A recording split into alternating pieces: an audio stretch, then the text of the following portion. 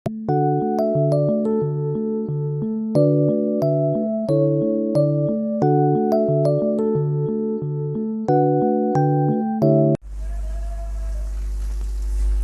Friends, मैं अमित शर्मा नई video के साथ उपस्थित हूं।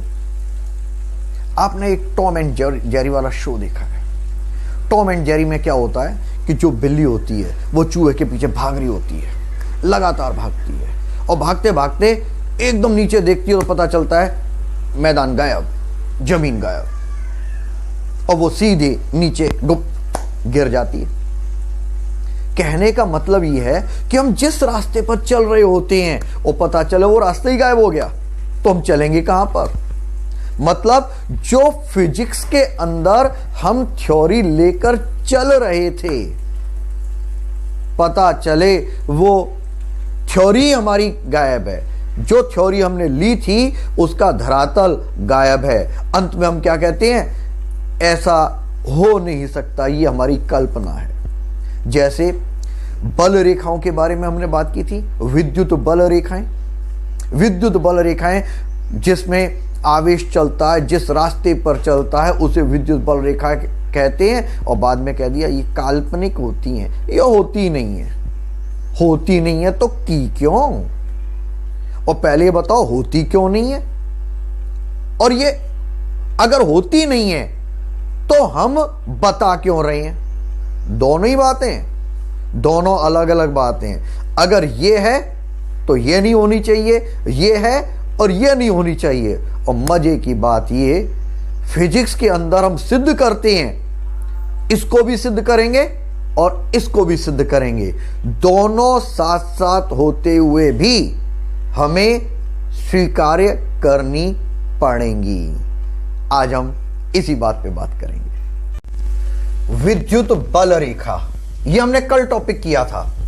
कल हमने क्या बतलाया था कि विद्युत बल रेखाएं क्या होती हैं कि एकांक धन आवेश की गति के पथ की दिशा विद्युत बल रेखा कहलाती है। कल हमने ये वाली बात की थी। आज हम बताएंगे व्यापक रूप में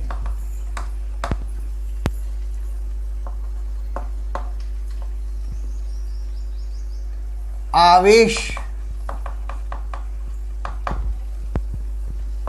का पथ क्षेत्र रेखा के अनुदिश नहीं होता। मजे की बात क्या हुई? पथ विद्युत बल रेखा कहलाती है और पथ नहीं होता है, क्षेत्र रेखा के अनुदिश नहीं होता है। मतलब वो रास्ता विद्युत बल रेखा नहीं कहला सकता। तो अब बात करेंगे पहले कि ये क्यों है। ये हमारी मान्यता है और इसी पर हम चलेंगे। मुख्य बात ये हम लेकर पूरी फिजिक्स में दौड़ लगाएंगे हमेशा। ये कब कब मान्यता होगी, इस पे हमने कुछ शर्त आरोपित की हैं कि विद्युत बल रेखा एकांक धनावेश के पथ की दिशा को विद्युत बल रेखा हम कब कह सकते हैं? जब ये जो क्षेत्र रेखा है, क्षेत्र रेखा मतलब विद्युत बल रेखा, क्षेत्र रेखा सरल रेखा में हो। पहली बात, क्षेत्र रेखा सरल रेखा में होनी चाहिए। दूसरी बात, क्यों? आवेश प्रारंभ में स्थिर हो, प्रारंभ में स्थिर होना चाहिए। या ये जो आवेश है ये क्षेत्र रेखा के समानांतर या प्रति समानांतर गति करे तब इसको फॉलो किया जाता है। ये तीन है अवस्था। पहली सरल रेखा में होना चाहिए, दूसरी स्थिर अवस्था है, और तीसरी इसकी जो गति है, आवेश की जो गति है, वो समानांतर या प्रति समानांतर क्षेत्र रेखा के होने चाहिए। तब हम इस बात को फॉलो करेंगे, तभी हो सकती है, वरना नहीं हो सकती। अब यह बात है कि इसे हम ऐसा क्यों नहीं मानते हैं कि धन आवेश के पथ की गति की दिशा विद्युत बल रेखा नहीं हो सकती। ऐसा क्यों है? देखो, हम क्या लेकर चलते हैं, जैसे ये कोई वक्र पथ है, हमने क्या कहा था इसे? निष्कोण वक्र पथ, ये तो लिया था हमने। निष्कोण वक्र पथ के किसी भी बिंदु पर खींची गई स्पर्श रेखा, ये हमने स्पर्श रेखा खींची, अलग अलग बिंदुओं पर है। इस बिंदु पर, P बिंदु पर वेक्टर E1, Q बिंदु पर वेक्टर E2 और R बिंदु पर वेक्टर E3। यह विद्युत क्षेत्र की दिशा है। खींची गई स्पर्श रेखा विद्युत क्षेत्र की दिशा को व्यक्त करती है। अब इसके हिसाब से देखें तो हमारा जो सूत्र होता है विद्युत क्षेत्र का, vector E equal to vector F upon Q, तो इसके द्वारा जो बल लगता है वेक्टर F बराबर Q vector E, Q vector E, ये बल सही है। बल लगता है तो त्वरण भी स्पर्श रेखा की दिशा में ही होगा, स्पर्श रेखा की दिशा में होता है। अब क्यों होता है इसको भी समझ लीजिए भाई। F बराबर क्या होता है? M वेक्टर A होता है या नहीं? अगर वेक्टर A करेंगे तो वेक्टर A और वेक्टर E दोनों समानांतर हैं, तो वेक्टर A की दिशा वेक्टर E की दिशा भी होगी, सही है। लेकिन जो हमारी शुद्ध गतिकी है, प्योर मैकेनिक्स, अगर इसको देखा जाए तो यह कहती है कि वक्र पथ पर, जो ये वक्र पथ है, वक्र पथ पर त्वरण, ये ऊपर लिख देता हूं मैं, वक्र पथ पर जो त्वरण है ये स्पर्श रेखा के अनुदिश नहीं होता, स्पर्श रेखा के अनुदिश नहीं होता। इसी कारण से हम धन आवेश को, आवेश के पथ को बल रेखा, विद्युत बल रेखा नहीं मान सकते, क्योंकि त्वरण स्पर्श रेखा के अनुदिश नहीं होता है। यहां पर ये फिजिक्स अलग हो गई और ये वाली फिजिक्स अलग हो गई, दोनों एक नहीं है। इस कारण से व्यापक रूप में आवेश के पथ की दिशा को विद्युत बल रेखा नहीं मान सकते। अब आपके सामने एक बात आई होगी कि ये जो स्पर्श रेखा के अनुदिश नहीं होता है, ये कैसे नहीं होता है? 11वीं क्लास में पढ़ाया आपने, रख दी ना आपके दुखती रग पे हाथ कि जैसे तैसे कोरोना ने तो हमें आगे निकाल दिया, 12वीं में आ गए, अब वापस हम 11वीं क्लास में जा रहे हैं। तो आपको ये बात ध्यान रखनी पड़ेगी कि 11वीं क्लास में आपने पढ़ा है कि त्वरण स्पर्श रेखा के अनुदिश नहीं होता है। कैसे भला? मैं जरा थोड़ा सा इसके बारे में बताऊंगा। स्पर्श रेखा, त्वरण स्पर्श रेखा के अनुदिश नहीं होता है। आप इसे इस रूप में समझिए कि हमने एक वेग का सूत्र पढ़ा था, V बराबर R ओमेगा, ये अदिश रूप में था। और जब हम सदिश रूप की बात करेंगे तो vector V equal to vector omega cross vector R, ये होता है। अगर हम इसका डिफरेंशियल करें with respect to t, vector d v upon d t equal to d over d t of vector omega cross vector r. तो यहां पर वेक्टर फॉर्म में है, तो वेक्टर फॉर्म के अंदर जो डिफरेंशियल होगा वो वेक्टर रूल्स के मुताबिक होगा। तो यहां पर क्या होगा, सबसे पहले D over d t of vector omega, पहले वेक्टर ओमेगा का डिफरेंशियल किया, वेक्टर आर को छोड़ दिया। दूसरी बार हमने क्या किया, वेक्टर ओमेगा को छोड़ा, वेक्टर आर का डिफरेंशियल कर दिया। अगर यहां पर देखें डीवी ओवर डी टी, ये क्या होगा, लीनियर एक्सेलरेशन, रेखीय त्वरण। यहां पर क्या हो जाएगा, ये है एंगुलर वेलोसिटी है, एंगुलर वेलोसिटी का टाइम के साथ डिफरेंशिएशन किया है, तो ये क्या हो जाएगा, angular acceleration cross vector r plus vector omega cross displacement time bounding, तो ये क्या हो जाएगा, वेलोसिटी। हो गई या नहीं।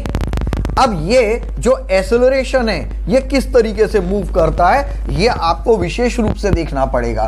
देखो, एक कण वृत्ताकार पथ पर गति करता है, ये इसका रेडियस है, यहां पर ये टेंजेंट है, मतलब स्पर्श रेखा है, सही है। स्पर्श रेखा पर यहां पर आपका एक्सेलरेशन हो जाता है 80, एक्सेलरेशन ऑफ टेंजेंट।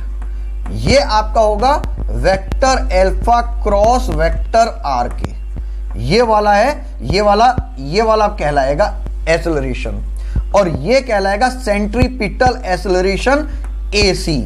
ये किसके बराबर होगा, vector omega cross vector v के, ये वाला एक्सेलरेशन होगा vector omega cross vector v के अकॉर्डिंग। तो आपके पास दो एक्सेलरेशन मिल गए, एक सेंटर पे लग रहा है सेंट्रीपिटल एक्सेलरेशन, दूसरा टेंजेंशियल एक्सेलरेशन। तो आपका जो वेक्टर ए हुआ ये किसके अकॉर्डिंग हो गया, टेंजेंशियल एक्सेलरेशन और रेडियल एक्सेलरेशन। इसे रेडियल कहें या सेंट्रीपिटल एक्सेलरेशन कहें, बात तो एक ही है, ये अपना रेडियल है एक तरीके से, दोनों बात एक ही है, केंद्र की तरफ लग रहा है। अब दो वेक्टर क्वांटिटी होगी, वेक्टर ए और वेक्टर ए, तो यहां पर हम क्या करेंगे, इन दोनों का समानांतर चतुर्भुज का नियम लगाएंगे और उसके कारण वेक्टर ए मिलेगा।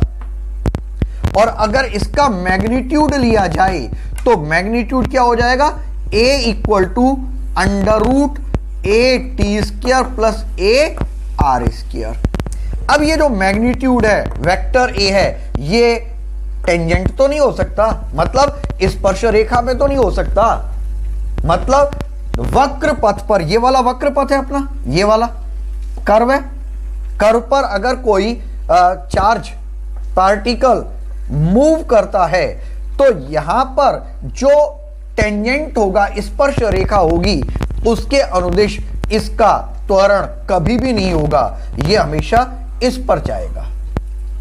और जब यह अनुदिश नहीं होगा, इस स्पर्श रेखा की दिशा में नहीं होगा, तो हमारा यह नियम कभी भी फॉलो नहीं करेगा कि विद्युत क्षेत्र की दिशा में ही एक्सेलरेशन हो।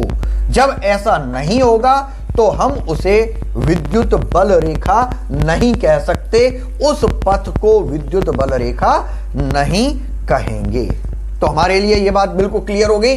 व्यापक रूप में तो हम मान के चलते हैं कि यह आवेश के पथ की दिशा विद्युत बल रेखा नहीं होती है, लेकिन जब हम शर्तें अप्लाई करते हैं, कौन सी शर्तें अप्लाई करेंगे कि यदि क्षेत्र रेखा सरल रेखा में हो तब एकांक धन आवेश के पथ की दिशा विद्युत बल रेखा होगी। और मजे की बात यह, जब सरल रेखा में होगी तो एक्सेलरेशन उसी दिशा में होगा। विद्युत क्षेत्र की दिशा और एक्सेलरेशन की दिशा दोनों सेम होंगी, तो एक कंडीशन भी लागू होती है, जो शर्त यहां पे अलग जा रही है ना, वो शर्त यहां पे लागू होती है सरल रेखा में। आवेश जब प्रारंभ में स्थिर होगा उस समय भी ये लागू होगी, और क्षेत्र रेखा में या तो क्षेत्र रेखा की दिशा में गति करे आवेश या इसके विपरीत दिशा में गति करे तब भी हमारी ये चीज सेटिस्फाई होती है। तो ये शर्त केवल इन 3 कंडीशन में सेटिस्फाई होती है। तो इसी को बेस मानते हुए हम ये लेकर चलते हैं कि एकांक धन आवेश के गति की दिशा, गति के पथ की दिशा को ही विद्युत बल रेखा कहते हैं।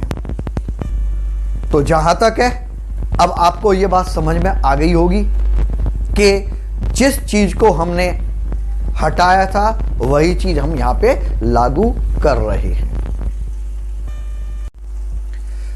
आज हम टॉपिक करने वाले हैं हमारा विद्युत द्विध्रुव तथा विद्युत द्विध्रुव आघूर्ण। हमारे पास 2 प्रकार के अणु होते हैं। जो अणु है वो 2 प्रकार के होंगे।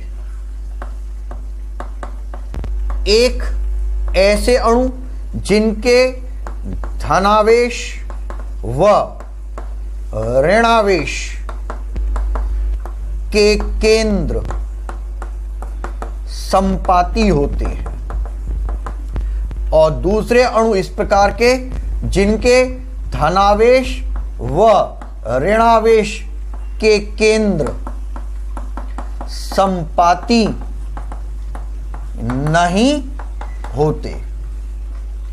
जिनके केंद्र संपाती होते हैं। अब इसको समझिए, अणु का जो नाभिक होता है वो धनावेशित होता है, जिसके अंदर प्रोटॉन और न्यूट्रॉन पाए जाते हैं। इसके चारों तरफ अलग अलग स्थायी कक्षाओं में इलेक्ट्रॉन चक्कर लगा रहे होते हैं। तो यहां पर जितने भी प्रोटॉन होते हैं उन सब का एक सेंटर है, और इन सब इलेक्ट्रॉनों का सेंटर मिलता है। जहां पर धनावेश व ऋणावेश के केंद्र संपाती होते हैं, यही तो आपका पॉजिटिव का केंद्र है और यही आपका नेगेटिव का केंद्र है। एक ही सेंटर पॉइंट हो गया। और यहां पर क्या हुआ, यहां पर पॉजिटिव का सेंटर पॉइंट ये वाला है और नेगेटिव का सेंटर पॉइंट ये वाला है। दोनों अलग अलग हो गए। जहां पर ये संपाती नहीं होते, ये तो कहलाते हैं ध्रुवीय अणु। ठीक है। इसके अंदर नेचुरल रूप से, प्राकृतिक रूप से यह गुण विद्यमान होता है ध्रुवित होने का। तो विद्युत क्षेत्र में जैसे ही इन अणुओं को रखा जाता है, ये प्लस और माइनस अपनी तरह से घूम जाते हैं। जैसे पूंछ पर हमेशा क्या होता है, प्लस होता है, और शीर्ष पर क्या होता है, माइनस होता है। तो प्लस की तरफ माइनस आ जाता है और माइनस की तरफ प्लस हो जाता है। इस तरीके से ये अणु घूम जाते हैं, मतलब ध्रुवित तो हो जाते हैं। सही है नहीं। अब जिनके केंद्र संपाती होते हैं, एक ही बिंदु पर होते हैं, ये अध्रुवित अणु कहलाते हैं। अध्रुवित अणु कहलाते हैं। जब इन्हें विद्युत क्षेत्र में रखा जाता है तो इनके केंद्र हल्के से विस्थापित हो जाते हैं, माइनस और प्लस अपनी जगह से डिस्टर्ब हो जाते हैं, तो ये भी ध्रुवित हो जाते हैं। ठीक है नहीं। लेकिन सैद्धांतिक रूप से सामान्य अवस्था में इसके अंदर ध्रुवण पहले से विद्यमान होता है, ये ध्रुवीय अणु कहलाते हैं। और इसके अंदर क्योंकि एक ही पॉइंट होता है दोनों का, इस कारण ये अध्रुवित अणु कहलाते हैं। अब जैसे हम माने यहां पर क्या होगा, ध्रुवीय अणु के रूप में अपने HCl ने, अपने ले NaCl, सोडियम क्लोराइड, ये सब क्या है, ध्रुवीय अणु है। अध्रुवित अणु में हम लें जैसे पानी का अणु H2O, CO2, कार्बन डाइऑक्साइड, ये वाला जो है अणु, हाइड्रोजन का अणु, सॉरी H2O, ये हाइड्रोजन का अणु, ये वाला आपका अध्रुवित होगा और CO2 अध्रुवित होगा। H2, ये ध्रुवीय अणु में H2O आएगा। आगे जाके हम डिटेल में इनको करेंगे और दोबारा करेंगे, परंतु यहां पर हाइड्रोजन और CO2 ये दोनों अणु अध्रुवित होंगे। तो सबसे पहले विद्युत द्विध्रुव को समझने के लिए हमें यह बात समझनी पड़ेगी कि अध्रुवित अणु कौन से होते हैं और ध्रुवीय अणु कौन से होते हैं। अब हम करने जा रहे हैं विद्युत द्विध्रुव। विद्युत द्विध्रुव है क्या? अभी हमने जो किया था वो किया था पोलर और नॉन पोलर,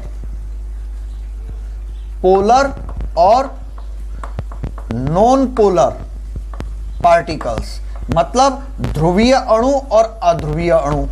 अध्रुवीय अणु में हाइड्रोजन लिया था और ध्रुवीय अणु में हमने H2O या HCl लिया था। यहां पर विद्युत द्विध्रुव क्या होता है कि जब परिमाण में समान और विपरीत आवेश, आवेश का परिमाण समान है लेकिन प्रकृति विपरीत है, जब अति निकट दूरी पर स्थित होते हैं तो वे विद्युत द्विध्रुव की रचना करते हैं। हमने ये मान लिया ये ऋणात्मक आवेश है और ये धनात्मक आवेश है। यहां पर ऋण आवेश से धन आवेश की ओर इसकी दिशा होती है।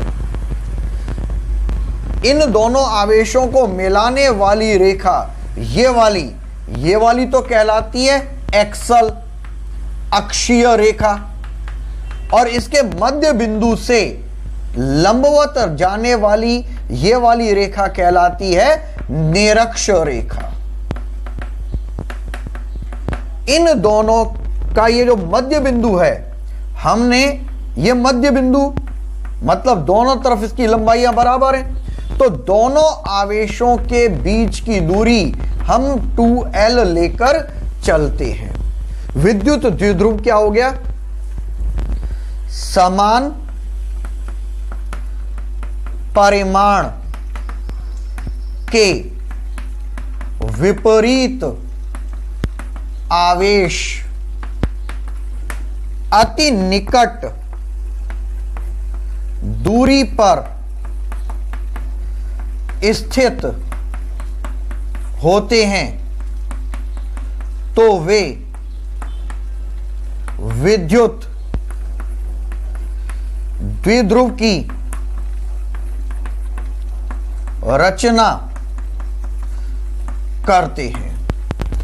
यह बताया गया है कि विद्युत द्विध्रुव की रचना किस तरीके से होती है। अब इसके जो गणितीय व्यवहार को, मतलब गणितीय नहीं, विद्युतीय व्यवहार को, विद्युत द्विध्रुव के विद्युतीय व्यवहार को बताना हो तो विद्युतीय व्यवहार को बताने के लिए विद्युत द्विध्रुव आघूर्ण से इसके विद्युतीय व्यवहार की व्याख्या की जाती है। विद्युत द्विध्रुव आघूर्ण को हम P से शो करते हैं, ये P, और ये एक सदिश राशि है और इसकी दिशा ऋण आवेश से धन आवेश की ओर होती है। तो विद्युतीय व्यवहार विद्युत द्विध्रुव आघूर्ण, विद्युत द्विध्रुव आघूर्ण वेक्टर P से बताया जाता है। और वेक्टर P को किस तरीके से बताएंगे? विद्युत द्विध्रुव आघूर्ण वेक्टर P क्या होता है? वेक्टर P होता है, पहले अपने P ले लेते हैं। P क्या है? आवेश का परिमाण और दोनों आवेशों के बीच की दूरी का गुणनफल विद्युत द्विध्रुव आघूर्ण कहलाता है। यह तो हो गया आवेश का परिमाण, आवेश का परिमाण, और ये 2L क्या हो गया? ये हो गया दोनों आवेशों के बीच की दूरी का गुणनफल। अब जब यह सदिश राशि है तो सदिश राशि में वेक्टर p होगा और यहां पर ये जो दूरी है ये सदिश में ली जाएगी। वेक्टर p बराबर q इंटू वेक्टर 2l, ये आपका सदिश राशि है। जब ये सदिश राशि है तो वेक्टर p की जो दिशा है यह ऋण आवेश से धन आवेश की ओर होती है। और जो विद्युत द्विध्रुव आघूर्ण के एग्जाम्पल हैं जो कई बार पूछे जाते हैं, H2O, HCl, NaCl, CO2 आदि, ये सभी के सभी क्या कहलाएंगे? विद्युत द्विध्रुव कहलाते हैं। अब इसका मात्रक क्या होगा? मात्रक P का मात्रक आवेश गुणा लंबाई, आवेश का मात्रक कूलाम, लंबाई का मात्रक मीटर, कूलाम की जगह ampere into second into metre.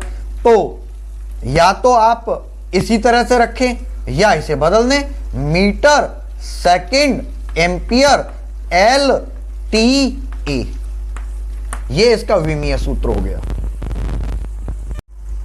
हमारा टॉपिक है एक समान विद्युत क्षेत्र में विद्युत द्विध्रुव पर बल आघूर्ण, torque on a dipole in uniform electric field.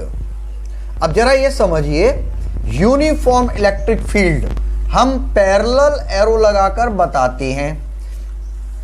Parallel arrow लगाएंगे तो हमें यूनिफॉर्म इलेक्ट्रिक फील्ड मिलेगा। आपको मालूम है कि एरो के टेल पर पॉजिटिव होता है और हेड पर नेगेटिव होता है, ये अंडरस्टूड है। इसी को ध्यान में रखते हुए काम करेंगे। हमने जो डाइपोल है उसको इस तरीके से रखा कि वो इलेक्ट्रिक फील्ड से थीटा एंगल बनाता है, माइनस से प्लस की ओर डायरेक्शन है। ये डायरेक्शन किसकी है? वेक्टर P की। और यहां पर दोनों के बीच में लेंथ कितनी है? 2l। अब यहां पर इलेक्ट्रिक फील्ड में रखे हैं तो इलेक्ट्रिक फोर्स लगेगा। इलेक्ट्रिक फोर्स पॉजिटिव पर इलेक्ट्रिक फील्ड के डायरेक्शन में लगता है, मतलब vector F equal to Q vector E। और नेगेटिव पर इलेक्ट्रिक फील्ड के अपोजिट डायरेक्शन में लगता है, vector F equal to minus Q vector E। Minus पर विपरीत दिशा में, इस कारण हमने माइनस लिया। तो डायपोल पर टोटल फोर्स कितना हो जाएगा? F टोटल कितना हो गया? Vector Q vector E minus Q vector E equal to 0। यहां पर शून्य हो गया। मतलब ये जो इलेक्ट्रिक डाइपोल है ये स्थानांतरीय गति नहीं करता है। स्थानांतरीय गति का मतलब सरल रेखा में गति नहीं करेगा। सरल रेखा में नहीं करेगा तो यहां पर ये इसका सेंटर पॉइंट है और ये इसकी क्रिया रेखा है। क्रिया रेखा ये वाली और ये वाली।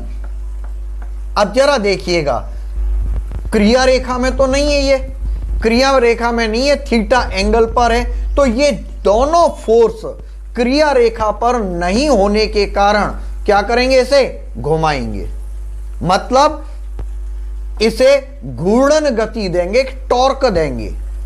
तो हम वही टॉर्क निकाल रहे हैं कि क्रिया रेखा पर ये बल नहीं लग रहे हैं, जिसके कारण ये डाइपोल को इलेक्ट्रिक फील्ड की डायरेक्शन में लेकर आते हैं। जब विद्युत द्विध्रुव को विद्युत क्षेत्र से थीटा कोण पर रखते हैं तो दोनों आवेशों पर F बराबर QE परिमाण में समान व विपरीत दिशा में बल लगते हैं। ये क्रिया रेखा पर नहीं है, अतः ये विद्युत द्विध्रुव को विद्युत क्षेत्र की दिशा में लाने का प्रयास करते हैं। अतः विद्युत द्विध्रुव पर लगने वाला बल आघूर्ण टॉ बराबर बल गुणा बलों के बीच लंबवत दूरी। तो आवेश पर लगने वाला बल कितना है? F। अब बलों के बीच लंबवत दूरी, ये वाला बल है, इसे हमने पीछे की तरफ बढ़ा दिया इस तरीके से, और इस बल के बीच में इसे हम नीचे ले आए, तो इन दोनों के बीच में लंबवत दूरी 90 डिग्री हमने ले लिया। इसको A, इसको B और इसको C ले लिया, तो लंबवत दूरी कितनी हो जाएगी? BC। 90 के सामने वाली ये हाइपोटेनस मतलब कर्ण, थीटा के सामने वाली वजह परपेंडिकुलर लंब, इन दोनों के बीच में क्या हो जाएगा? लंब बराबर कर्ण साइन थीटा। यहां पर कर्ण कितना है? 2L sine theta. तो टॉ बराबर F। अब यहां पर हमें थोड़ा सा देखना होगा, F बराबर क्या होता है? QE, और BC हमने कितना निकाला है? 2L sine theta. तो यहां पर आपका मान आ जाता है टॉ बराबर QE 2L साइन थीटा। तो tau equal to Q into 2L E sine theta, then tau equal to Q into 2L किसके बराबर होगा? P के बराबर हो जाएगा। तो ये क्या आ गया? PE sign theta. तो यहां पर टॉ बराबर ये PE साइन थीटा है, P और E के बीच में साइन थीटा लग रहा है, तो ये हो गया वेक्टर टॉ बराबर vector P cross vector E। ये आपका क्रॉस प्रोडक्ट होगा, सदिश गुणनफल होगा। अब जरा देखेंगे, आपका जो P है वो तो ये वाला डायरेक्शन है, ये वाला डायरेक्शन आपका क्या हुआ? वेक्टर P का, और ये वाला डायरेक्शन क्या हुआ? वेक्टर E का। इन दोनों के बीच में थीटा एंगल है।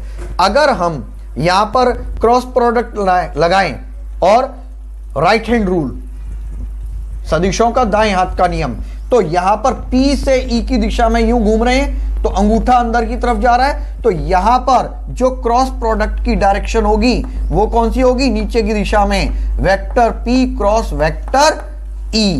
यही डायरेक्शन वेक्टर टॉ की डायरेक्शन होगी। वेक्टर टॉ बराबर vector P cross vector E, यहां पर टॉ बराबर PE साइन थीटा। अब यहां से एक परिभाषा पूछी जाती है कि इस सूत्र की सहायता से विद्युत द्विध्रुव आघूर्ण को परिभाषित कीजिए। इसे इक्वेशन 1 मान लिया। इक्वेशन 1 में हमने मान लिया ये जो वेक्टर ई है, सॉरी ई ले लेते हैं, परिमाण रूप में लेना है, विद्युत क्षेत्र होता है 1 न्यूटन पर कूलाम का।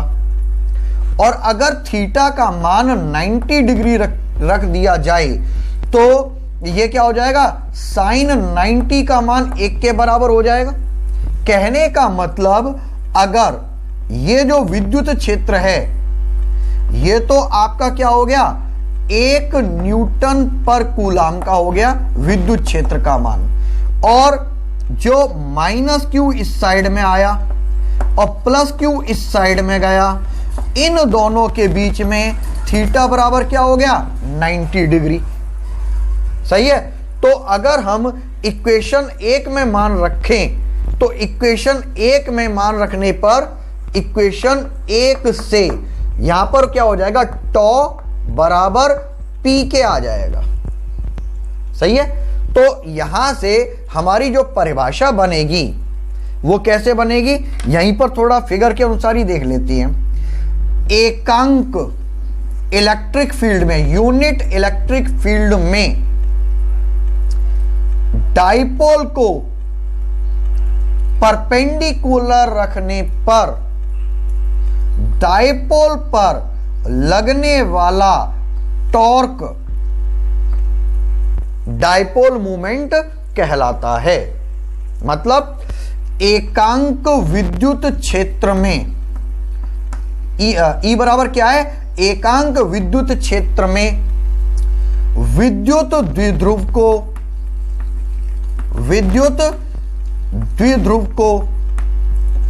क्षेत्र के लंबवत रखने पर विद्युत द्विध्रुव पर लगने वाला बल आघूर्ण ही विद्युत द्विध्रुव आघूर्ण कहलाता है। यह हमने चित्र से बताया है, इसे ही भाषा में लिख देंगे। क्या लिखेंगे, एकांक विद्युत क्षेत्र में विद्युत द्विध्रुव को क्षेत्र के लंबवत, मतलब 90 डिग्री लंबवत रखने पर विद्युत द्विध्रुव पर लगने वाला बल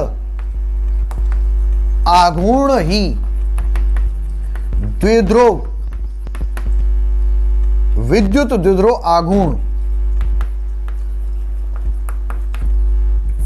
ऐसे आ जाएगा, विद्युत द्विध्रुव आघूर्ण कहलाता है। ये एक छोटी सी परिभाषा इस क्वेश्चन के साथ ऐड हो जाती है, नहीं लिखने पर नंबर जरूर कटेंगे। तो जहां तक है आपको ये परिभाषा समझ में आ गई होगी। अब इसके आते हैं केस फर्स्ट। जब थीटा का मान 0 डिग्री होता है, 0 डिग्री होता है तो साइन 0 का मान क्या हो जाएगा, 0। थीटा 0 होने का मतलब समझिए ये वाला हमारा यूनिफॉर्म इलेक्ट्रिक फील्ड है।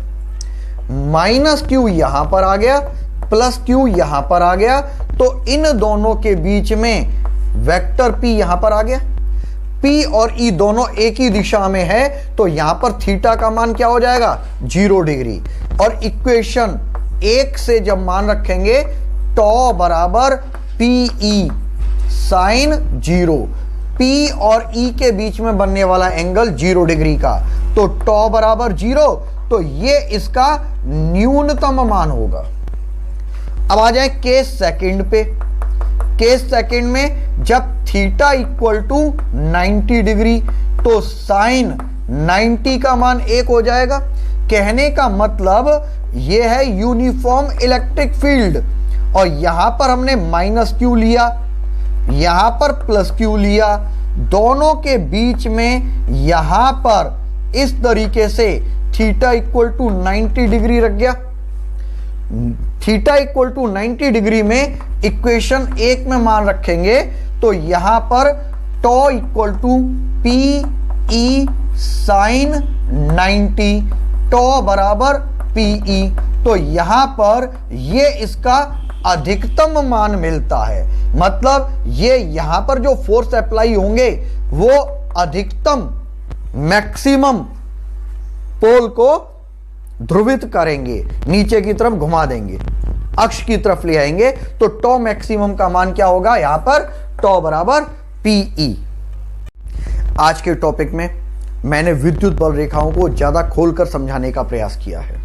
विद्युत द्विध्रुव नया टॉपिक शुरू हुआ है। इसके अंदर जो ये वाला क्वेश्चन है हमारा कि डायपोल को यूनिफॉर्म इलेक्ट्रिक फील्ड में थीटा एंगल पर रखने पर टॉर्क निकालना है। टॉ बराबर vector P cross vector E. ये इंपॉर्टेंट क्वेश्चन है हर एक बोर्ड की दृष्टि से, और बोर्ड के अंदर लगभग ये 2 नंबर का आता है। तो आप इसे सही ढंग से याद कर लीजिएगा। हमारे चैनल को सब्सक्राइब करिएगा और बेल आइकन का बटन दबाइएगा, जिससे हमारे नोटिफिकेशन आप सभी को पहुंचते रहें। नेक्स्ट वीडियो में हम मिलेंगे। धन्यवाद।